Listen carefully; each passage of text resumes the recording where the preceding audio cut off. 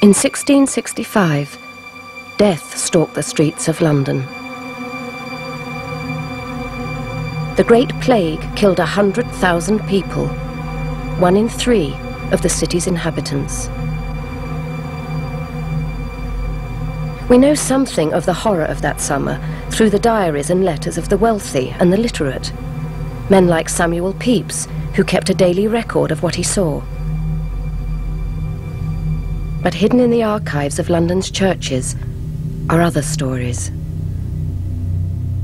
Preserved within parish documents are the experiences of ordinary men and women who endured the worst catastrophe of their century. From these fragments, we can reconstruct the story of a single street and the people who lived in it. Cock and Key Alley, in the parish of St Dunstan in the west, was squeezed into one of the many dank and dismal yards between Fleet Street and the Thames. In a cramped courtyard behind a tavern, 30 poor families lived and worked.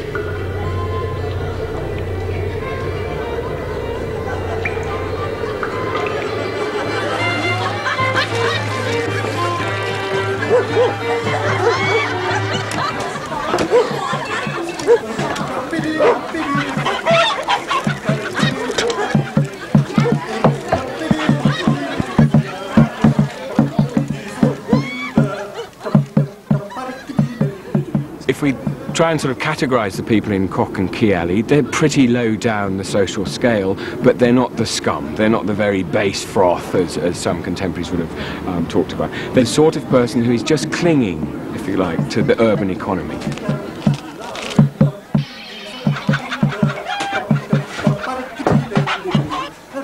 William Gurney was one of those just about clinging on. He ran the Alley's pub and sold groceries as a sideline to support his wife Anne and their daughter. Like most children at the time, she too would have been expected to help in the family business. John Gale was a blacksmith. He had a second job as a parish fireman and was paid for maintaining an engine for the quenching of fire to support his wife and 4 children.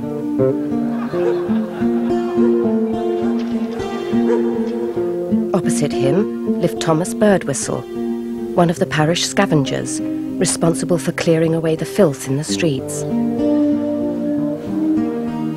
Widow Andrews fostered orphan and lame children. She was now looking after a foundling child abandoned in the street.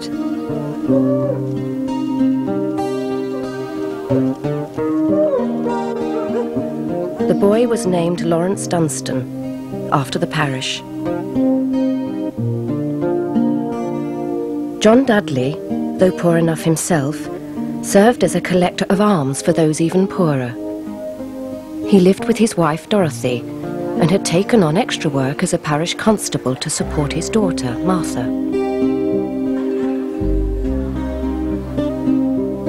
Until recently, William Penny had been one of those receiving the charity that Dudley collected. As a grave maker, he'd found it hard to keep all his children. Now he was able to rent 1 room with his wife and their 2 younger sons, Edward and John. The parish paid for his eldest son, Joseph, to be his apprentice.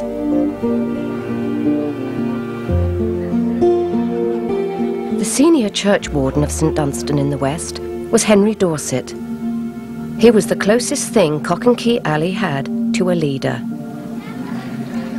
But before his election as a church official, He'd been as poor as those he now looked after. He'd taken poor relief in hard times. Now his job was to run things. He raised taxes and donations, appointed the constables who kept order, and the rakers who kept the streets clean. And above all, he kept a detailed record of how every penny of parish money was spent. These accounts, written in Henry Dorset's own hand, are the basis for this film.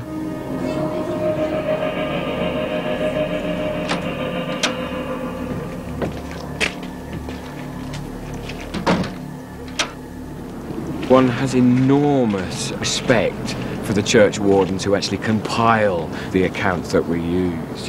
You know, these are literate individuals. They're not always keen to have their job. They're nominated because they're literate. These are people who are looking after, if you like, the community's welfare, the material welfare. They're recording in meticulous detail. To many people, obviously, they're boring clerks recording, you know, how much a padlock cost and, you know, another shilling for the barbed wire that was keeping the fence together. But that's what life's made of, those little incremental sort of bits of data. From these bald parish accounts, we can piece together the stories of the Gales, the Dudleys, and the Pennies. We can discover what happened to them, and to many others who left no other trace, when the Great Plague struck.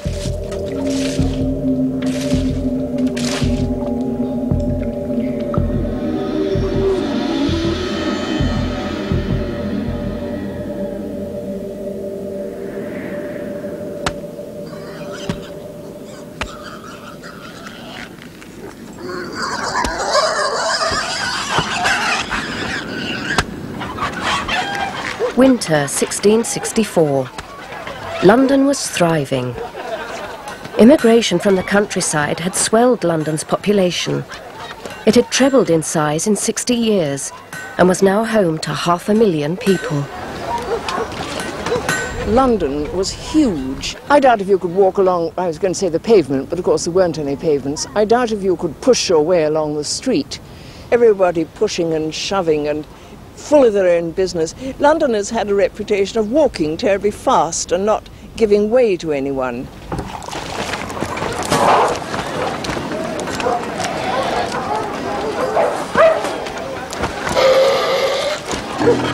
There were even more animals than people. Dirt was a fact of life. Although rakers worked hard to clear away the filth, the streets were like sewers. Disease was everywhere.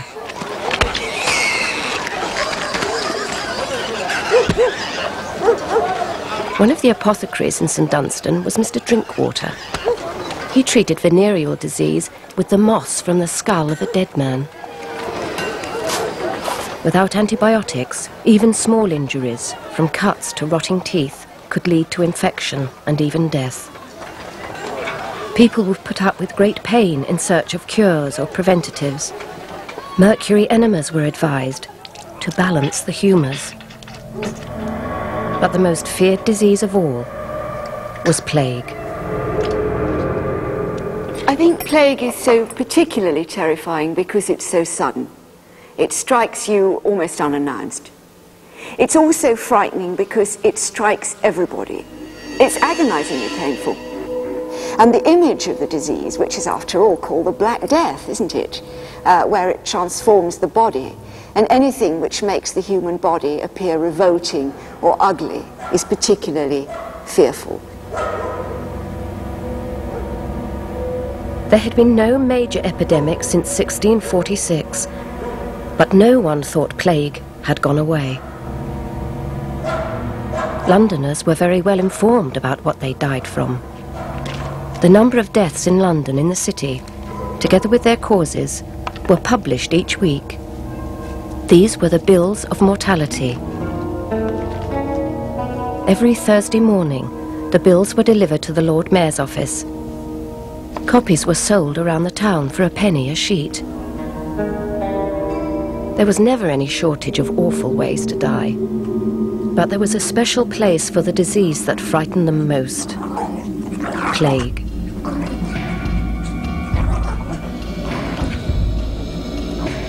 It was common knowledge that a third of Europe had been wiped out during the Black Death of 300 years earlier. Cases were reported all the time, but major epidemics seemed only to hit every 20 years. It was now 19 years since the last great outbreak.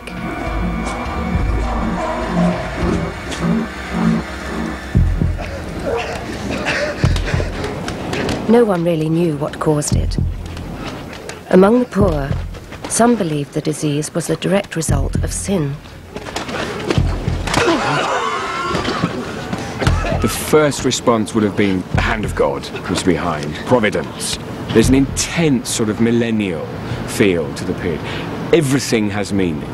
Punishment for not obeying one's father, not obeying one's husband, the punishment for not saying prayers in the right way, the punishment for evil thoughts, for a whole variety of religious misdemeanors. For those interested in portents, the omens for 1665 weren't good. Astrologers predicted the arrival of a comet, traditionally a harbinger of doom. Many Londoners witnessed the arrival of the fiery star on Christmas Eve. Others searched for a more rational explanation, blaming physical contact with contaminated people, animals, and cloth. Nathaniel Hodges was a physician working at the forefront of contemporary medical knowledge. The plague first came into this island by contagion and was imported to us from Holland in packs of merchandise, and it came thither from Turkey in balls of cotton or silk, which is a strange preserver of the pestilential steams. But physical contagion alone couldn't explain the way it jumped from one place to another and the speed with which it spread.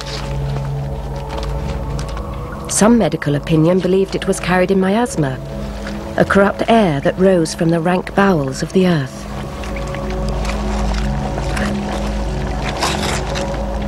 The belief is that if you have piles of rotting rubbish or animal excrement or any other form of filth or dirt or detritus, that will create these vapors, these miasmas.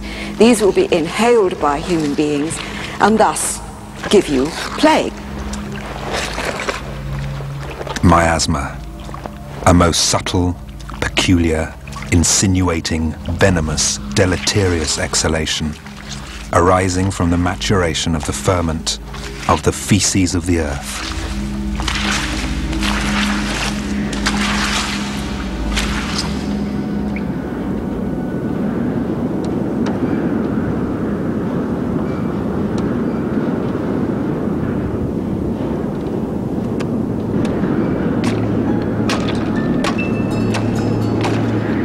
The winter of 1665 was very hard. The Thames froze over for the second year in a row. Dr. Hodges noted there were no cases of plague while the weather was so cold. Then, with the spring thaw, in April, a single case was recorded in Covent Garden, just half a mile away from Cock and Key Alley. The Privy Council did what they always did, ordered the infected house to be shut up, the healthy imprisoned with the sick, the door marked with a red cross.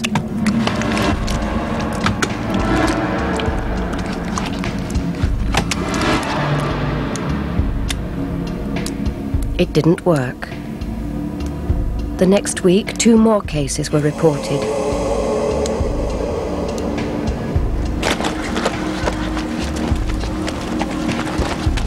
In Cock and Key Alley, loose persons and vagrants from infected Covent Garden were sent packing.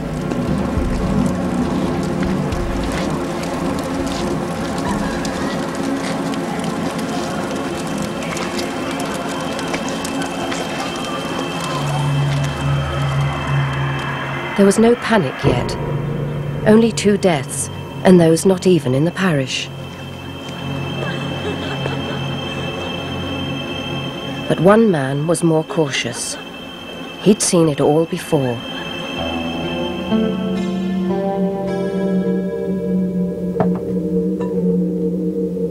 Churchwarden Henry Dorset had survived the last major London epidemic. He knew at first hand what plague could do to a person, and an epidemic could do to a city. 3rd of October 1646. Given to Henry Dorset in Fewter Lane, being visited with the sickness to relieve him and his family, out of the money given by the Lord Mayor for that purpose, 10 shillings.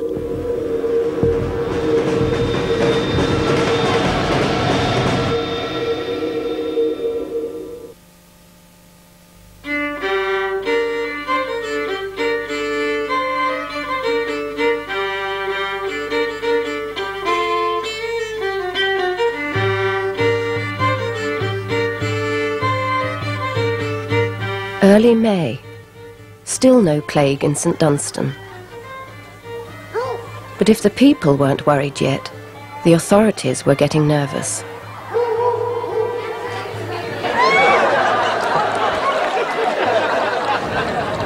The plague is not really a medical problem for government and for civic officers. It's a problem of order. Controlling the sort of areas of sociability, playhouses, pubs, to make sure that the healthy and the unhealthy didn't mingle. In an attempt to halt the spread of infection, pubs were closed down. The alley lost its tavern, and William Gurney, the publican, lost part of his livelihood.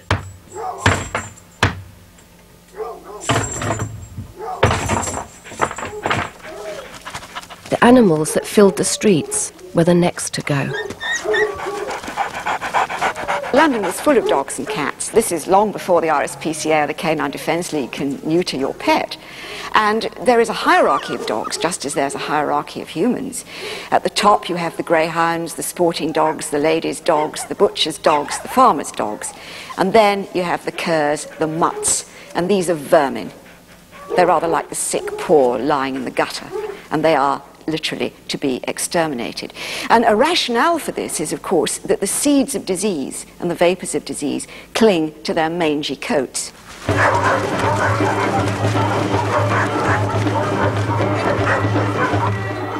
The Lord Mayor and the city alderman ordered a wholesale massacre of dogs and cats. Dog killers employed by the parish were paid twopence a corpse. The Chamberlain of the City of London made one payment for the killing of nearly 5,000 dogs. It is impossible to say how many were killed. Contemporaries calculated that 40,000 dogs were destroyed, and twice as many cats.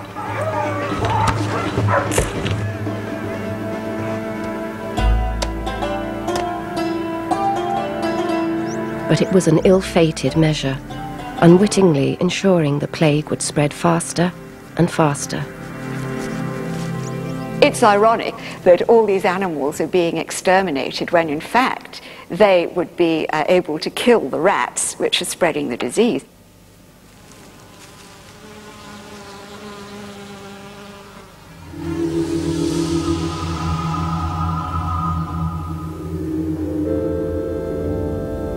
In May, the Lord Mayor told every parish priest to issue the plague orders. These instructed all parishioners what they were to do if or when the plague arrived. The orders were stark and uncompromising. The response of civic government and of the national government, if you like, was knee-jerk.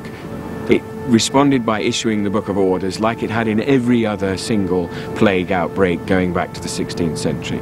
And the policy was pretty standard. If there's an illness, lock the people up, quarantine, 40 days, put a padlock on the door, possibly give them a little bit of care in the form of a nurse or food supplies. The master of every house, as soon as anyone in his house complaineth, shall give knowledge thereof within 2 hours after the said sign shall appear. The house wherein he inhabiteth shall be shut up for certain days. None be removed out of the house where he falleth sick. that every house visited be marked with a red cross of a foot long, that the constables see every house shut up and be attended with watchmen. The nurses, the watchmen, the searchers, those who went into the houses of the dead to establish whether it was plague that had killed them. Someone in every parish would have to do these jobs.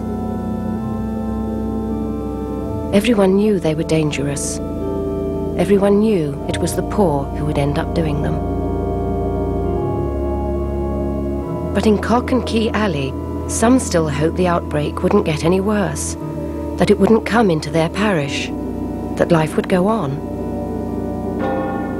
They were wrong.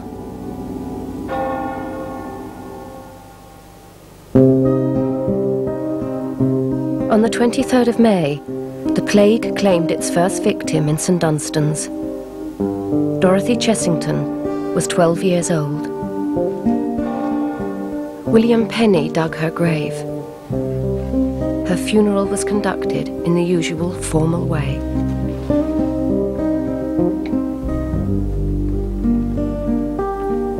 Burial is very important to Londoners. I mean, it sometimes seems surprising to us that with death so present, with everybody experiencing lots of deaths in the family, that they pay quite so much attention to people being buried properly in a place that seems appropriate, with the right kind of service and the right kind of attendance.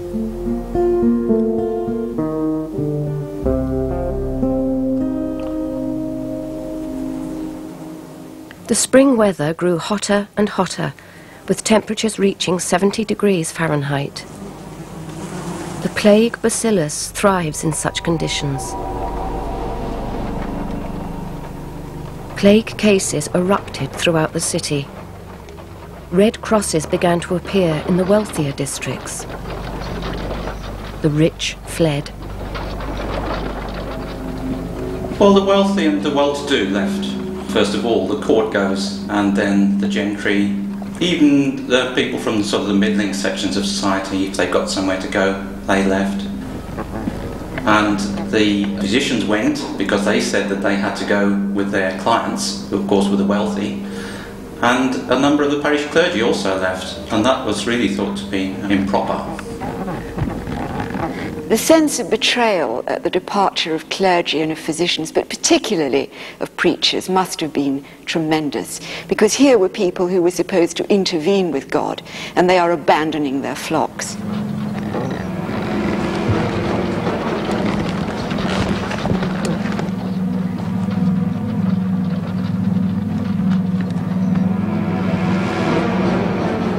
I suppose the difficulty is that the rich despise the poor. The poor are not only poor and you know, the very base scum, the froth, they're also carriers of disease, they're carriers of sin. So I suppose one of the problems, one of the experiences for the rich, and we can see it a little bit in some of the letters of people like Pepys and others, is that the thing you have to do is avoid the poor.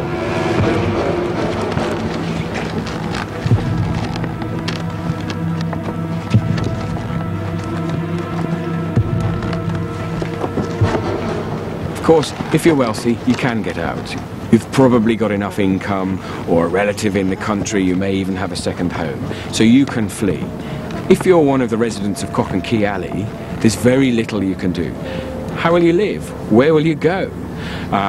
If you flee London and end up in a parish, say in Surrey or in Middlesex, many of those localities will not want to receive the poor, marginal vagrant because they'll have to feed them. Everyone who wanted to leave needed a certificate of health to pass through city boundaries. Alley residents John and Elizabeth Davies were granted special dispensation to leave.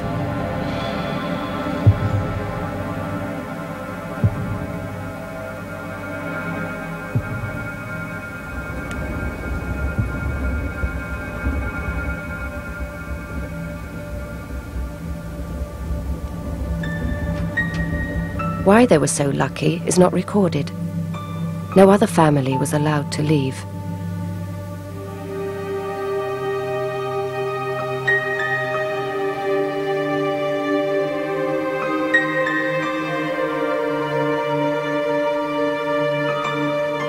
Some of the rich stayed on. a few noblemen, the Archbishop of Canterbury, and the Bishop of London all determined to stick it out. Sir John Lawrence, the Lord Mayor of London, also decided to stay, but not without taking precautions.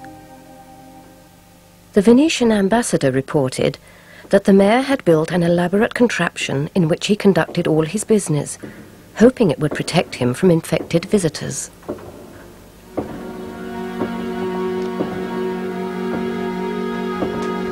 But government seemed paralysed. Beyond issuing the plague orders, little was done.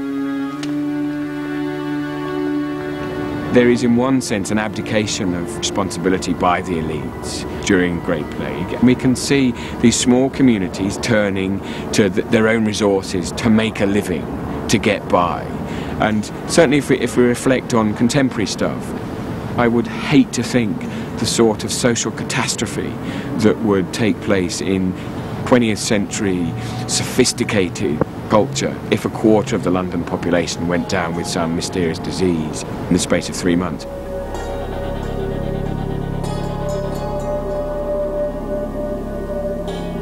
By the summer, London was a different place. Some 200,000 people had fled, most of them of the better sort.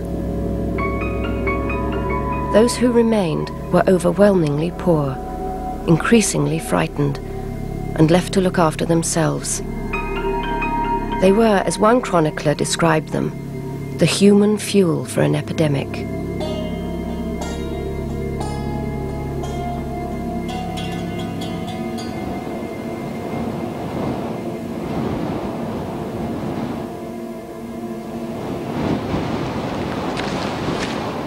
By early June, though there was still no plague in the alley, everyone was taking precautions. Tradesmen would no longer handle money directly. Letters were aired over boiling vinegar before being opened. And families began to police themselves, searching their bodies for the telltale plague tokens. The signs were unmistakable. Dark swellings in the neck, the groin, or the armpits. The classical sign of bubonic plague is the bubo, and the bubo develops in a lymph gland that becomes colonized by the bacteria and swells in response to that infection. And the bubo can reach the size of a hen's egg. It's often in the groin or under the armpit, and it can be exquisitely tender and very painful.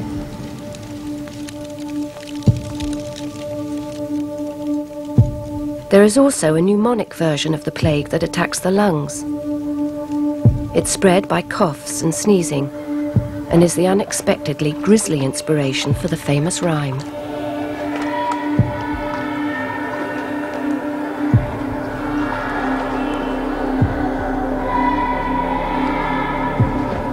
The nursery rhyme Ring a Ring a Roses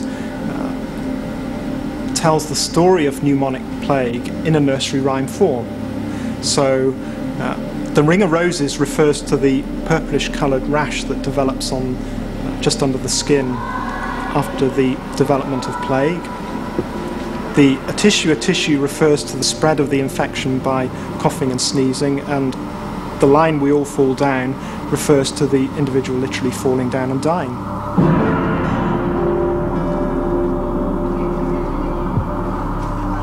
It was only in the 19th century that the real source of the plague was identified. In the 1660s, no one would have thought to look for it in something as insignificant or as common as the bite of a flea.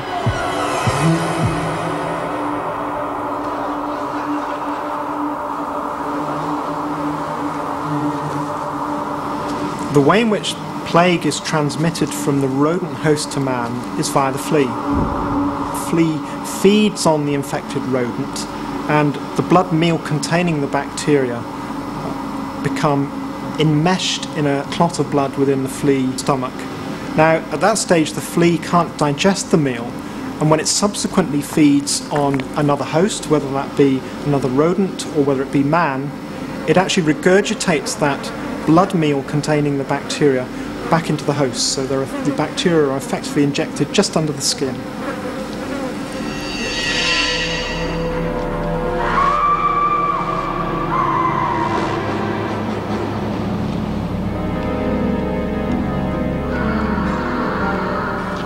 On the 15th of June, it finally happened. Plague arrived in Cock and Key Alley.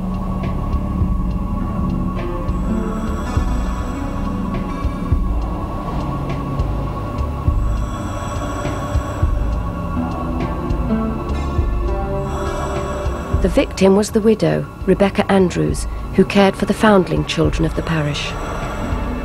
But that didn't stop the plague orders being enforced against her.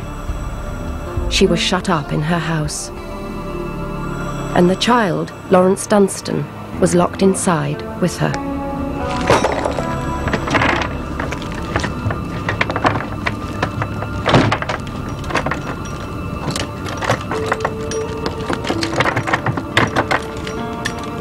Paid to John Gale, the smith, for hasps, hooks and a padlock, and fitting them on, 3 shillings and 2pence.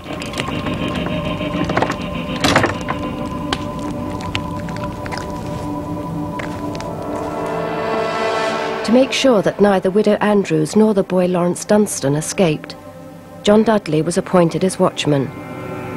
He held the key to the padlock which secured the infected house.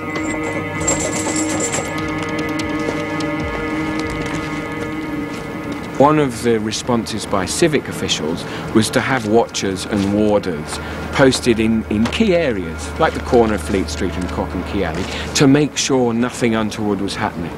So it's probably a little paranoid to say, but we can think of a society that really is dominated by surveillance. Everybody is watching everybody else.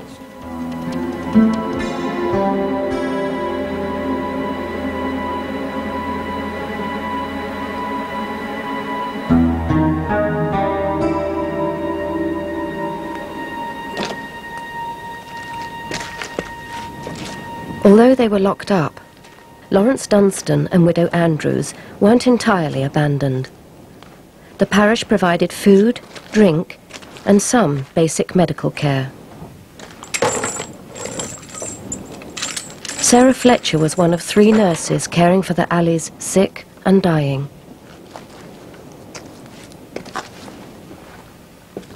The plague orders allowed only one other group to enter infected houses: the searchers. Once someone had died, it was their job to confirm it was plague that had killed them. Widow Briggs and Widow Manton were given the job in Cock and Key Alley. Their contact with the dead isolated them from other people.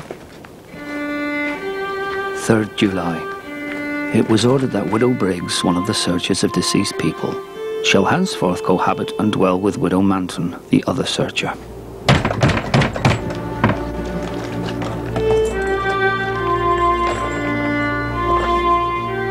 It was they who entered Widow Andrews' house and found her dead of plague.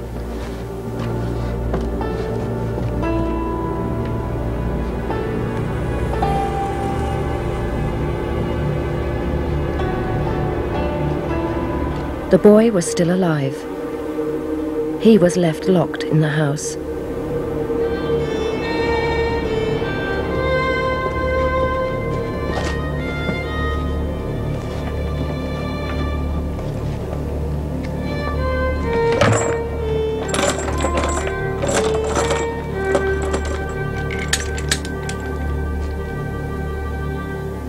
The next day, Lawrence Dunstan, too, had died.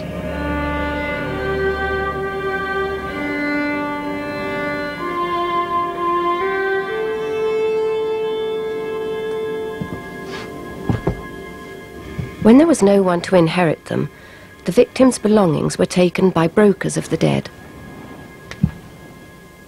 Profits made by their sale were paid back to the parish. The money received was carefully noted by the church warden. It was used to pay apothecaries and nurses for the care of those who had nothing. Widow Andrews' few assets were soon used up. Disbursed for the widow by the order of Mr. Drinkwater, apothecary. A quart of sack, 1 6d. For sorrel, 2d. For bread and ale, 6d. For the searchers, 2 shillings. For the bearer to drink, 1 shilling. For a coffin, 1 shilling. For the grave maker, 1 shilling.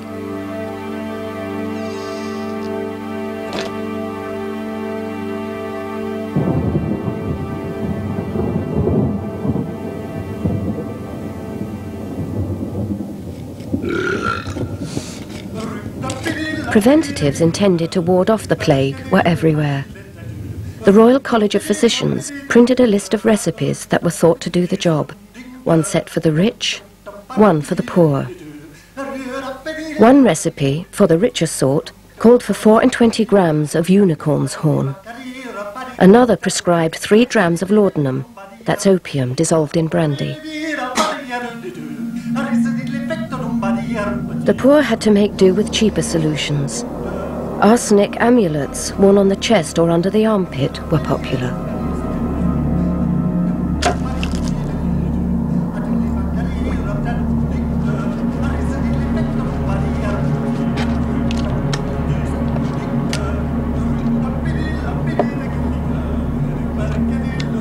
Thomas Dekker, when he's describing the Great Plague of 1603, notes that rosemary goes up in price from 1 shilling for a huge armful to 6 shillings for a tiny little bunch, because people were so anxious to be able to go around holding it to their noses. This is why you have a pomander when you go out into the streets, or smoke tobacco. And tobacco is considered an absolutely ace prophylactic, either to chew, as Samuel Pepys did, or to smoke, because that drives away the miasmas. Even children were encouraged to smoke, and boys at Eton were flogged for refusing. Children were also given the alcohol and opium-based brews.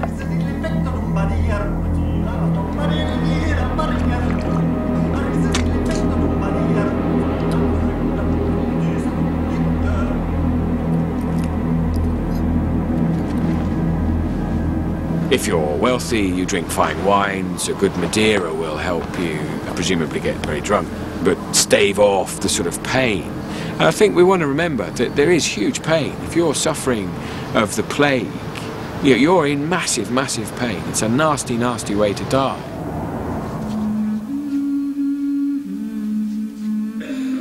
But nothing had any effect. In Cockenquay Alley, by late June, 6 had died. Widow Rebecca Andrews, Lawrence Dunstan, Anne Bradshaw, Daniel Jackson, Peter Ray, and Roger Charles.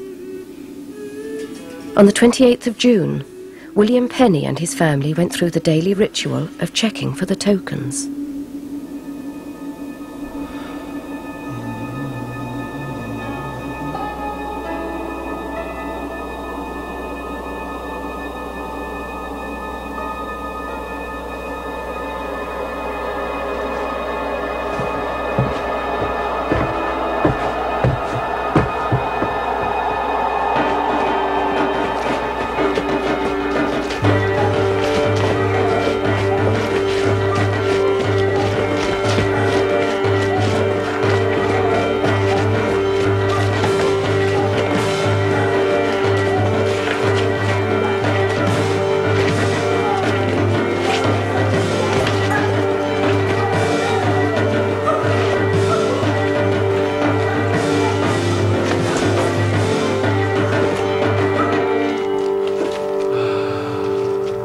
Finding the sign, he knew it wasn't just his own fate that had been sealed.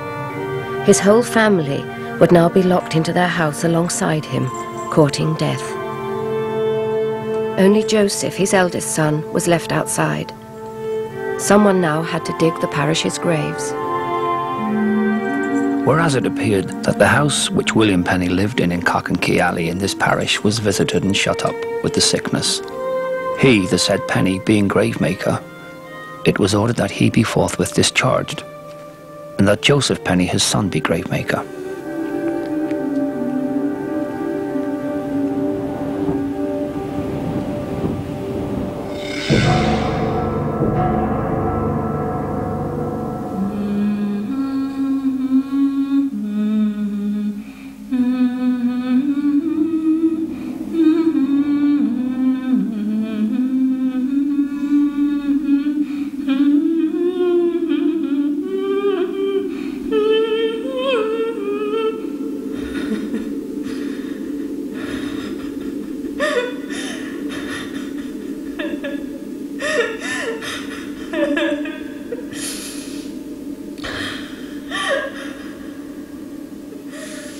Children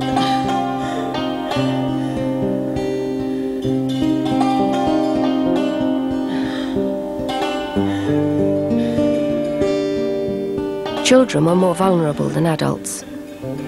On the 19th of July, after 3 weeks locked in their house, the youngest Penny boys died. John was 12, Edward was 8. As their families died around them, London's poor were left to cope alone.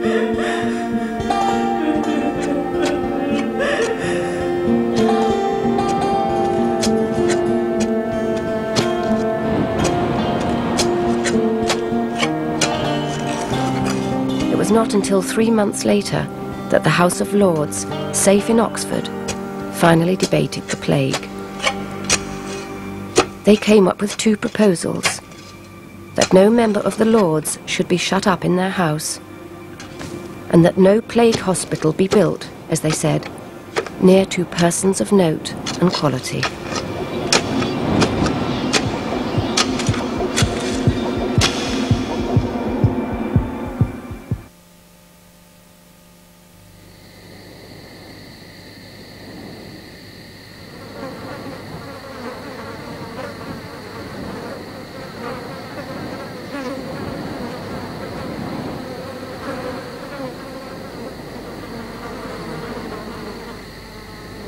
The summer of 1665 was unbearably hot. The plague raged hotter still. Throughout August, the death toll doubled and doubled again. In Cock and Key Alley, 6 houses were now shut up. But the misery of those locked in put money in the pockets of those left outside. Joseph Britton and Robert Phelps received 8 shillings a week as watchmen. Paid by the burial, Joseph Penny was earning more than his father had ever done.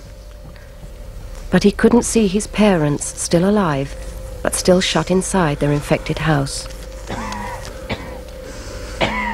John Dudley was also earning 8 shillings a week, but in the second week of August, he took time off and brought home only a shilling. That week his daughter Martha had died, though not of the plague.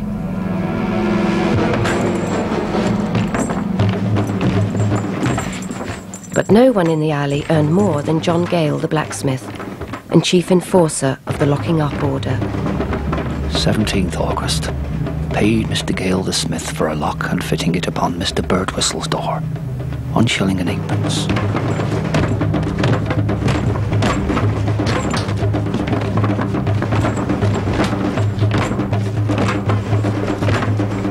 Neighbours imprisoned neighbours. Robert Phelps, the watchman, helped John Gale lock in Thomas Birdwhistle and his family. The Gales and the Birdwhistles had lived opposite one another for years. Until recently, when historians looked at these local parish records, we didn't see that the people doing the locking up, doing the watching, acting as the constables, enforcing the authorities' ways of controlling the plague are their very neighbours, people who are in the same social and economic condition as them, people who they meet in their alehouse, people who they meet and talk to in the street every day.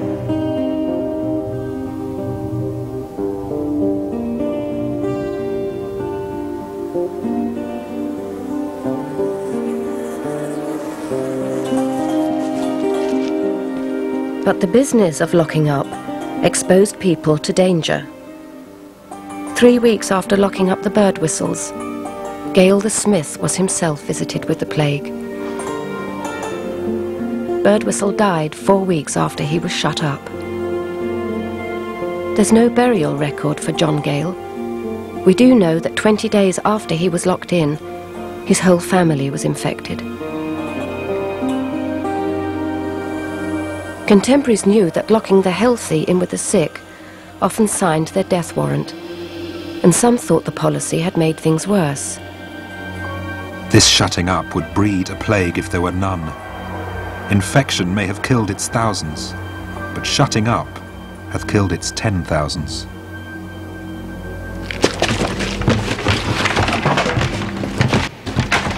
Earlier in the year, when the first house was shut up in Covent Garden, neighbours had forced open the door to free those inside. But this was the only show of dissent on record. Few seem to have fought incarceration. There was an amazing self-control, amazing sort of dignity in these communities. One can imagine today if, 20% of urban London population died in the space of 3 to 4 months. This town would be a ruin. There would be riots and God knows what. But in early modern London, these were sort of self-disciplined individuals who struggled and made a life. There was an alternative to the shutting up policy. Plague victims could be taken to pest houses, hospitals which effectively isolated the sick, removing them from contact with the healthy. But in London this was rarely done. Only 5 pest houses were built, all outside the city walls. One in Marylebone Village, despite the protests of those living there. Another in Soho's Golden Square. The city had acquired land for 3 more pest houses, but they were never built.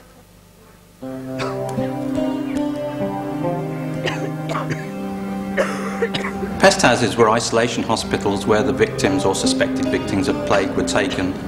But the capacity in the London pest houses was really quite small. There was accommodation for about 600, which is less than 1% of those who died from plague in 1665.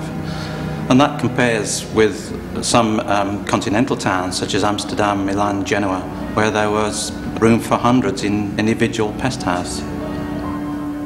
I say in the continent they have much stricter mechanisms much earlier on.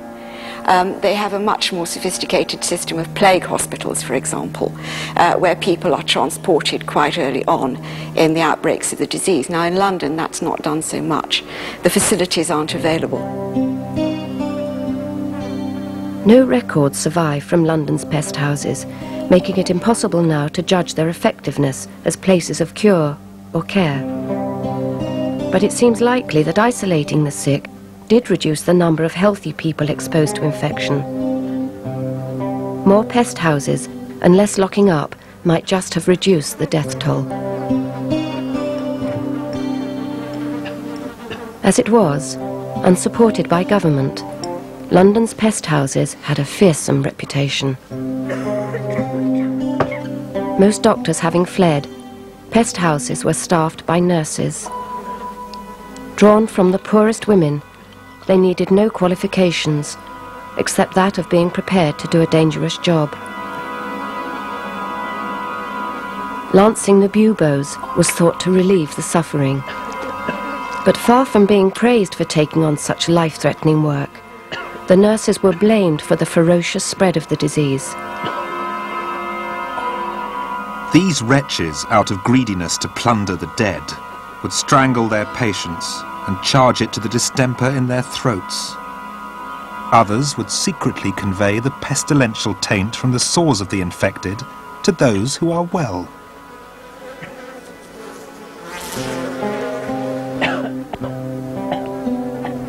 The kinds of professional middle-class men who wrote narratives of the plague seem to imply that the nurses were grasping, vicious, untrustworthy, wicked, dangerous, extremely unpleasant. But it's very difficult to separate this rhetoric from the reality of what it would have been like to be an older, poorer, destitute woman trying to make a living in the most appalling human catastrophe that anybody could experience. And they attributed to the nurses a lot of the fears that they had about the epidemic and laid on their shoulders some of the sense of social disruption that clearly all Londoners at that time had. Even the nurses treating the victims in their homes, as Sarah Fletcher did in the alley, were accused of being little better than thieves. Little is it conceived how careless most nurses are in attending the visited, and how careful they are, being possessed with rooking avarice, to watch their opportunity to ransack the houses. It is something beyond a plague to be in the hands of those dirty, ugly, unwholesome hags. This harsh judgment isn't supported by the parish records. In Cock and Key Alley, Nurse Fletcher had been caring for the sick for many years. Poor as she was honest enough to declare money she'd found in the home of a plague victim, even though it amounted to more than a month's wages. 27th of July, received of Nurse Fletcher £1 and 8 shillings, which was left in Goodman Short's trunk in Cock and Key Alley.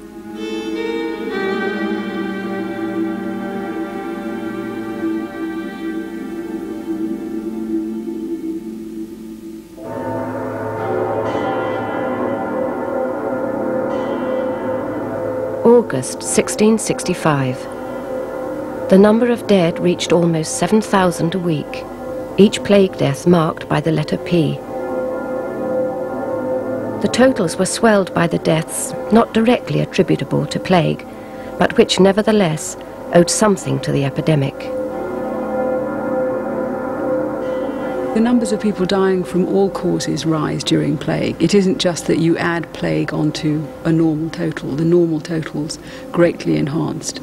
And that must be partly because there are undiagnosed plague deaths, but probably also because there are other diseases that are running at the same time. There are certainly some that seem to be quite similar to plague. There are lots of deaths attributed to spotted fever and so on. It was suspected at the time that the official totals of plague dead were actually underestimates of the true picture. It is feared that the true number of dead this week is nearer 10,000, from the poor that cannot be taken notice of through the greatness of the number. And as all the figures were collected by the church, they did not include any Jews, Quakers, or other denominations. Every day, searchers made a sweep of the alley for plague deaths. They did their best to report all the ones they knew about, but many deaths were deliberately hidden, perhaps to prevent the locking up of the victim's family. The bills often conceal plague deaths, so the figures may have been much higher than those actually recorded. After all, if you have plague in your community, you're not going to advertise the fact to the world unless you can help it.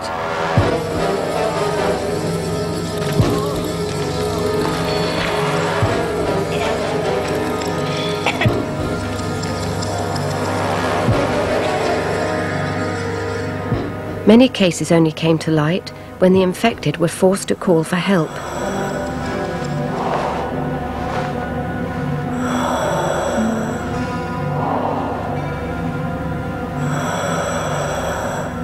Some turned to apothecaries, who, unlike many doctors, were still prepared to venture into plague-infested streets, but not without protection. This eerie outfit was designed to ward off infection. The mask and coat were thickly waxed leather. The strange beak contained strong-smelling herbs to prevent inhaling the contagious miasma. The treatments they brought with them were even stranger. William Boghurst described his attempts to siphon out the evil from within the body. Boghurst writes about having a mastiff at the breast of a woman in order to protect her against the plague. And this must seem to us to be one of the wildest and weirdest ideas about disease. But in fact, it's heir to a long medieval tradition, which is that you apply an animal to one of your lower extremities usually, often a decapitated pigeon or cock, and that sucks out the corrupt humours from your body through the pores and makes you fit. So there is a logic behind it, albeit one we would find rather bizarre. Another method recommended by the Royal College of Physicians was to try to burn out the bubo.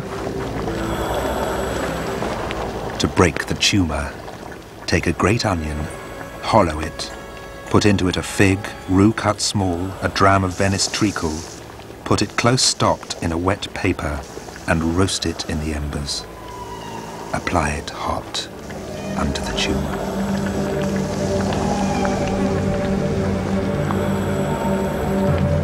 Nothing seemed to work. In William Gurney's family, all had now died, except his wife Anne.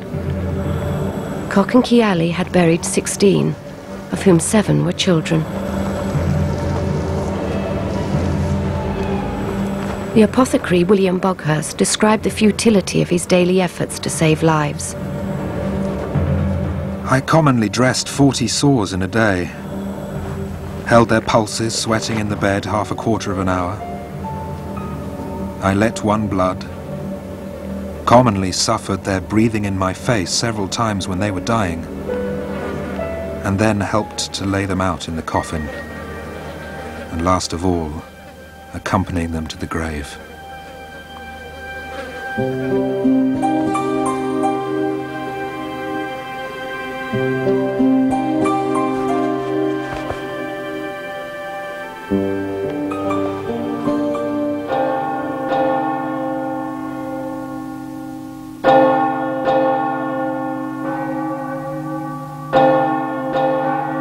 Hundreds were now dying every day.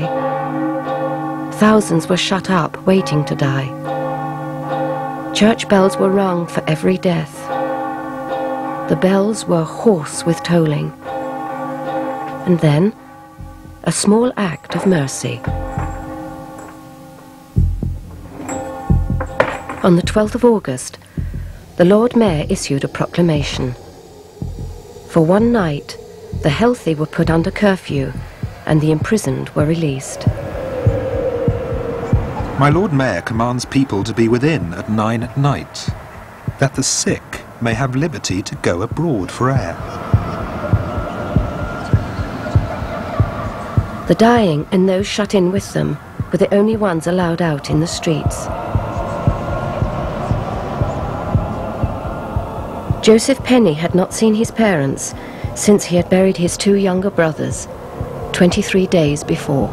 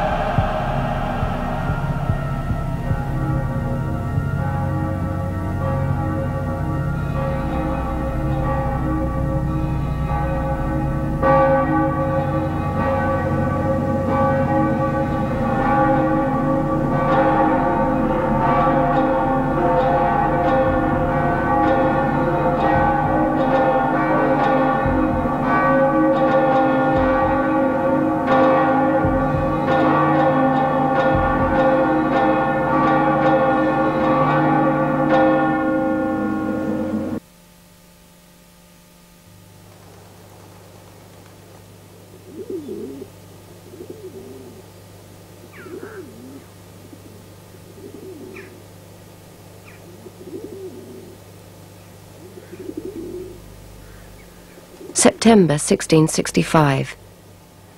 The city now lay silent. No bells rang for the dead. There die so many that the bell would hardly ever leave ringing, and so they ring not at all. On the exchange, where just about everything was bought and sold, trade had all but disappeared.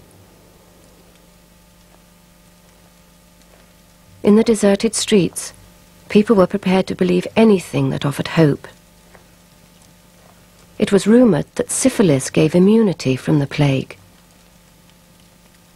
Of all the common hackney prostitutes and many others of the Rouge route, there are but few missing, verifying that the plague left the rotten bodies and took the sound. A few people have this idea that if you get yourself infected with syphilis or the pox, that will prevent you from being infected by plague.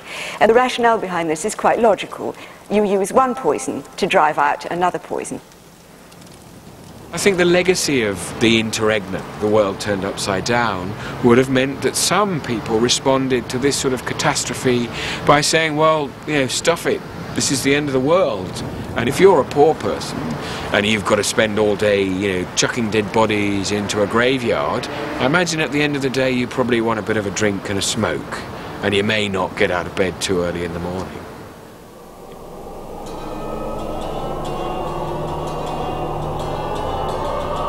The rituals of life began to break down. The church warden in the neighbouring parish made a horrifying discovery behind his church.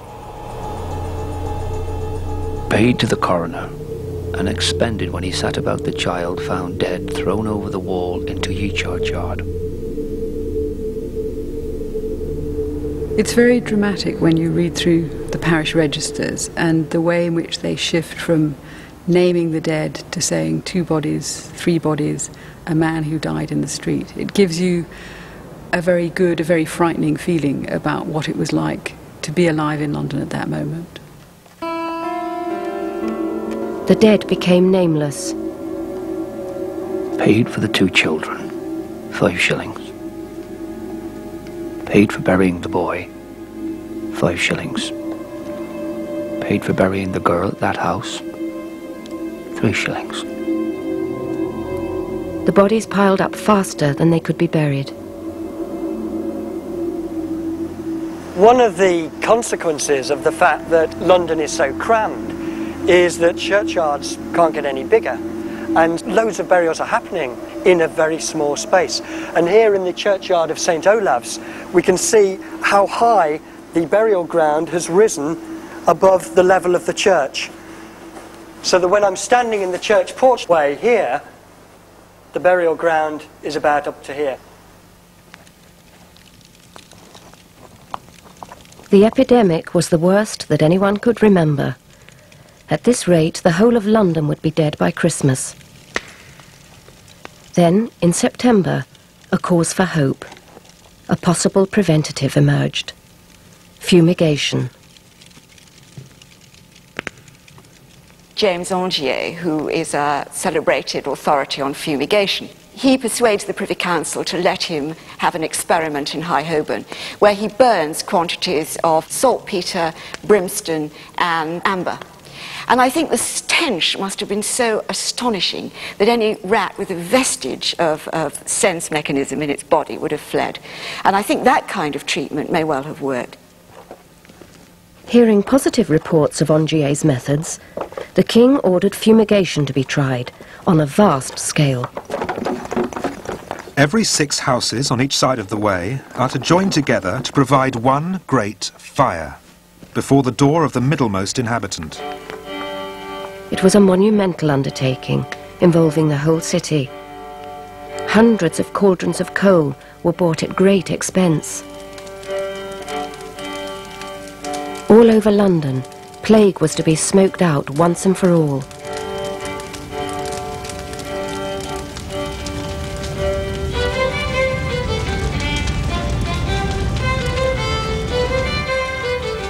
Great fires, burning aromatic incense, blazed across the city. There was at last a reason to believe that the disease could be defeated.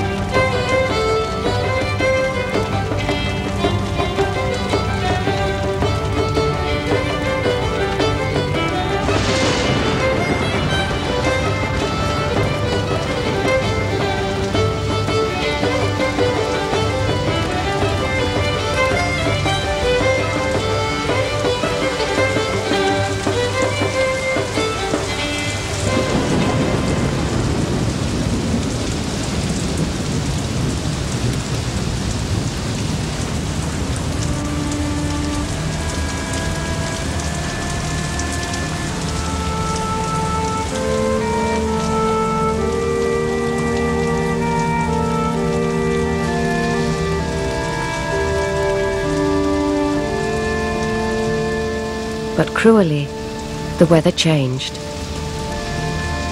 After the fires had burned for 3 days, the rain came. The fires were extinguished.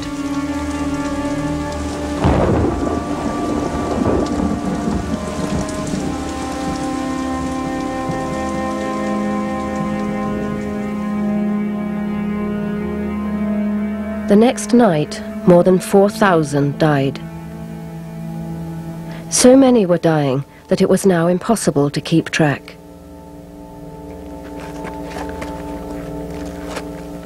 Joseph Penny's father, William, died without any burial record.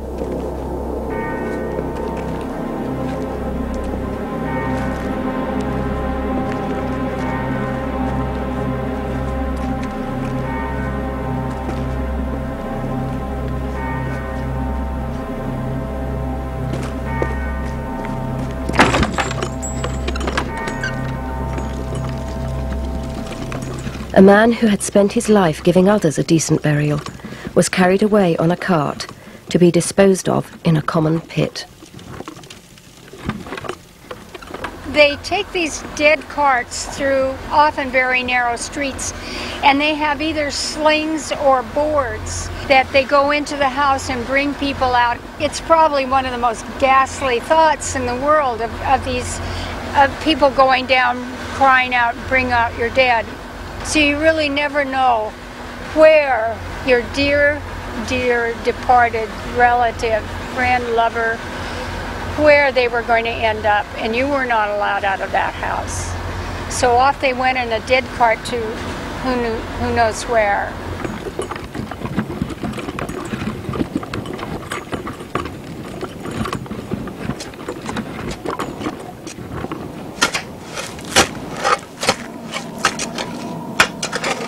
Before the plague, the parish of St Dunstan had a population of about 3,000. In the 6 weeks at the height of the plague, Joseph Penny buried 500 of his fellow parishioners in 7 pits. 16th of August, 4 pits. 1st of September, 2 pits. 4th of September, Joseph Penny paid for planks to cover the pits that the visited poor were buried in.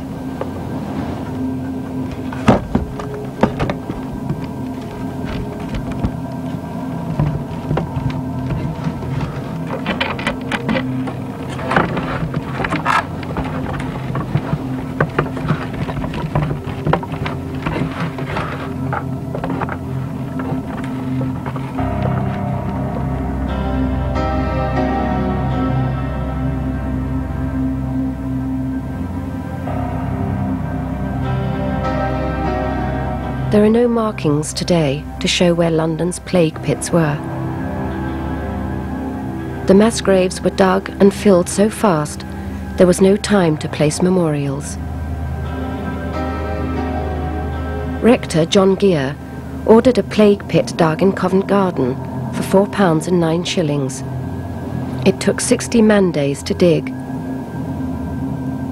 The rector looked into it and prayed it would be the last. It was the first of 5. The plague was killing faster than the corpses could be buried. London suffered the noisome stench arising from the great number of the dead.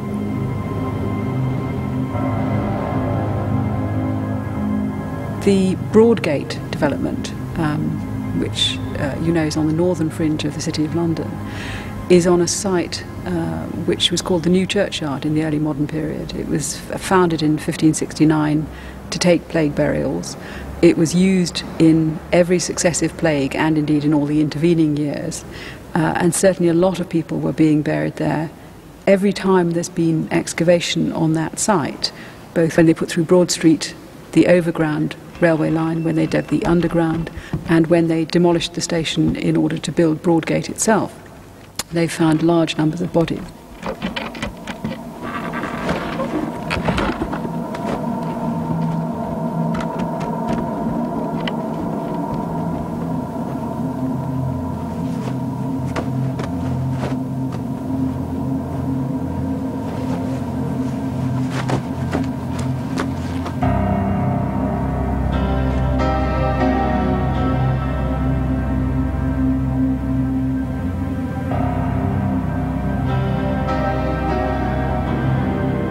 In October, Joseph Penny died.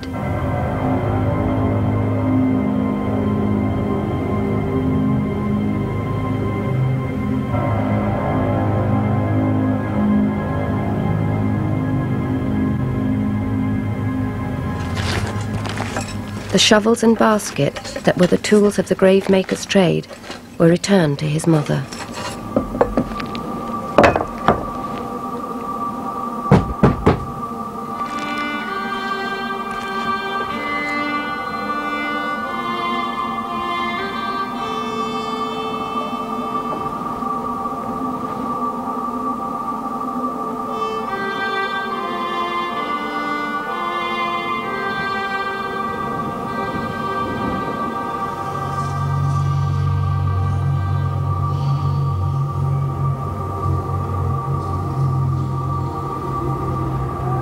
The plague faded as fast as it had begun.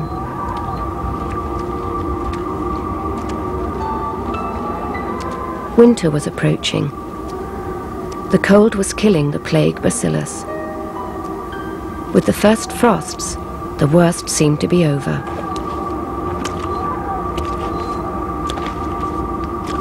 Many of those who had left now returned to the city. John and Elizabeth Davis came back to the alley where they helped nurse the sick. Paid John Davis for keeping of Elizabeth Phelps, who died of the visitation.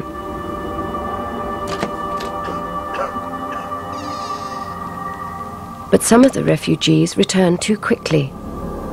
Those who had survived the worst of the epidemic seemed to have acquired some immunity to the disease. Those who returned had none, and presented the plague with a new opportunity. The number of deaths rose again in December. The city feared the disease would never relinquish its grip. But it proved to be a false alarm. There were fewer and fewer cases as winter set in. It was soon safe enough for Parliament to return. The Lord Mayor gave up his elaborate glass case. By February, when the King returned, people knew the epidemic was over.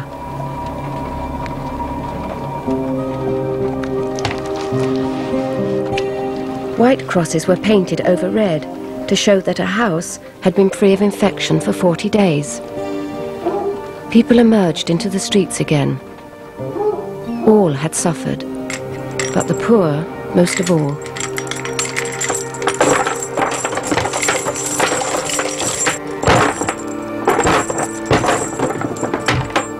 The editor of the only London newspaper of the time reported, "I do not find this visitation to have taken away, in or about the city, any person of prime authority and command."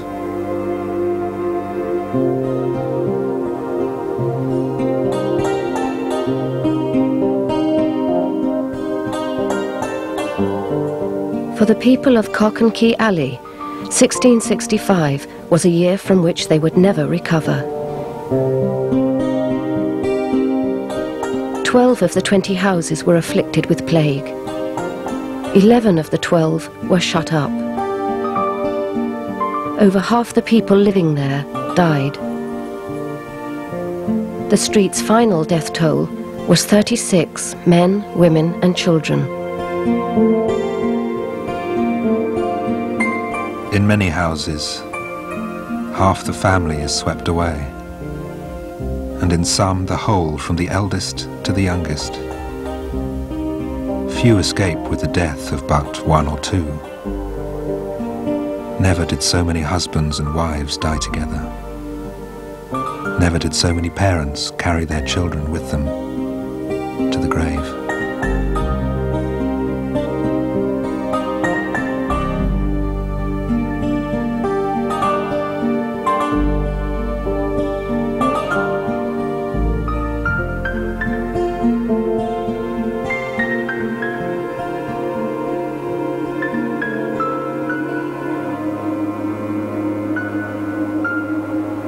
At the end of 1665, the only member of the Penny family still alive was Elizabeth. She'd lost her 3 sons and her husband.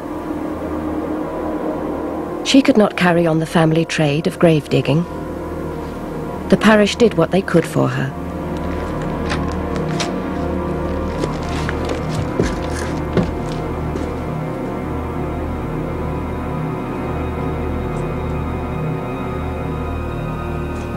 Henry Dorset, the church warden, bought back the tools of the gravemaker's trade.